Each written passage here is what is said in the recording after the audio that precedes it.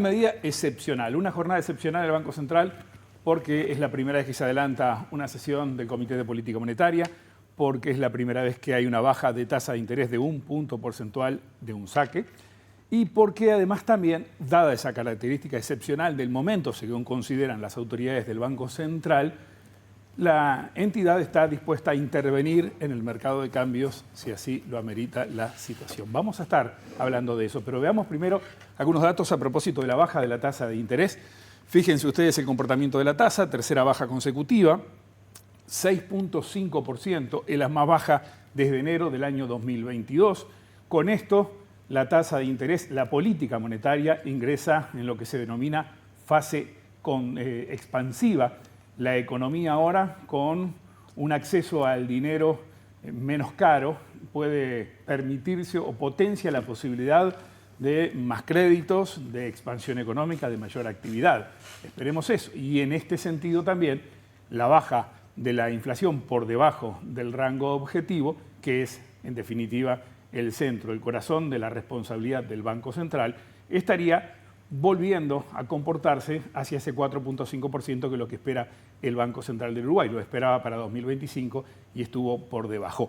Visto esto, entonces, veamos qué dice el presidente del Banco Central del Uruguay, Guillermo Tolosa, quien hace un ratito nada más respondía a esto a propósito de si, con una medida de estas características, saliendo inmediatamente luego que el tipo de cambio se desplomara como ocurrió la semana pasada, de alguna manera no se le estaba poniendo un piso al tipo de cambio. Lo vemos. Nuestro Banco Central no tiene la capacidad de prevenir o evitar tendencias internacionales que tienen que ver con la evolución del valor del dólar estadounidense. Eso quiere decir que es posible y existe el riesgo que el dólar estadounidense continúe depreciándose a nivel internacional y eso va a encontrar un correlato local en el tipo de cambio peso-dólar. Eso es inevitable y ese riesgo está, y el Banco Central del Uruguay no puede, no debe intentar ponerle un piso a la cotización de la moneda del dólar estadounidense en lo que son tendencias globales. Lo que sí tenemos el compromiso y tenemos la capacidad es que la manifestación local de esas tendencias globales no se dé de una forma disruptiva en el mercado y no se dé de una forma que comprometa con nuestro objetivo fundamental, que es la inflación.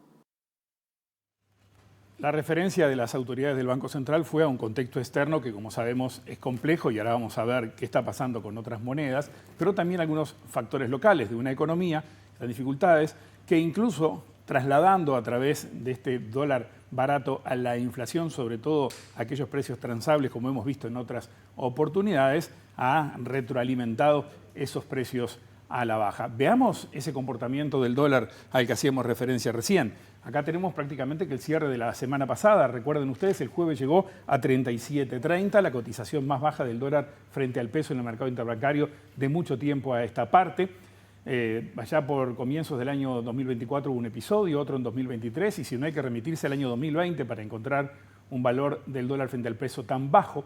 Después de eso, una vez que se anunció por parte del Banco Central que se adelantaba esta actividad del Comité de Política Monetaria que se llevó a cabo en la jornada de hoy, el mercado internalizó ese dato, lo absorbió, acá pegaron las expectativas, y el viernes pegó un salto a 38. Bueno, hoy cerró en 37.80, volvió a bajar, pero en ese neto de la reacción del viernes y de esta baja de hoy está por encima del dato del jueves y eso podría ser una buena noticia.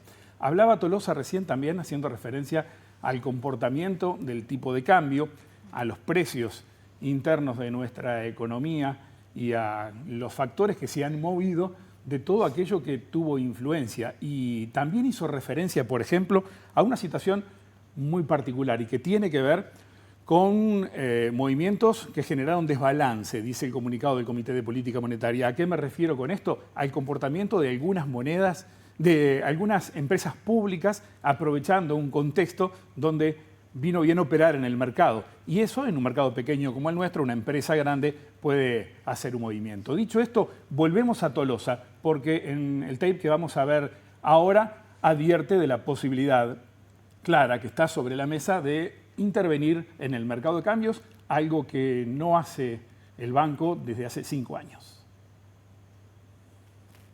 Nosotros creemos que la operativa del mercado de cambios se va a volver a normalizar una vez que algunos agentes estatales realicen compras de acuerdo a lo que fuimos informados y, como decía, de no mediar una normalización de las condiciones de mercado una vez que se realicen esas compras de nuevo por parte de agentes que habían estado menos presentes en el mercado en las últimas semanas de lo que suelen estar. El Banco Central, si reemergen esas condiciones disruptivas y anómalas, estará pronto para intervenir en el mercado de cambios. Ya nos enteraremos cuando ocurra eso. Me quedo con esta placa que está acá, donde vemos ese fenómeno global. Observen ustedes la situación, ¿no? El comportamiento del peso frente al dólar, o del dólar frente al peso a la baja. Pero si observamos lo que ha sido el último mes, desde fines de diciembre al cierre de la pasada semana, el índice dólar, me quedo con la placa, por favor, la anterior que veíamos recién, una caída de 7.5%, la caída del peso chileno, también del peso uruguayo y del real, más o menos en condiciones similares en este primer mes prácticamente del año 2026, caídas algo menores del peso mexicano y del peso colombiano y leve caída del dólar frente al guaraní. Pero esto es un indicativo del arranque de 2026 y se acumula todo lo que había ocurrido en el año anterior. Ahora sí, en este contexto, en la placa siguiente, podemos observar el comportamiento de la evolución de los precios. En la placa que tenemos aquí para cerrar, fíjense ustedes, la inflación 2025 que cerró en 3.65% con una meta del 4.5%. ¿Por qué voy a esto? Porque en definitiva la responsabilidad del Banco Central no está en el tipo de cambio, sino en esto, en preservar la estabilidad de la moneda local y de los precios. Observan ustedes allí las expectativas de las empresas en rojo, en verde las del mercado y mercado financiero me refiero, y los analistas en azul.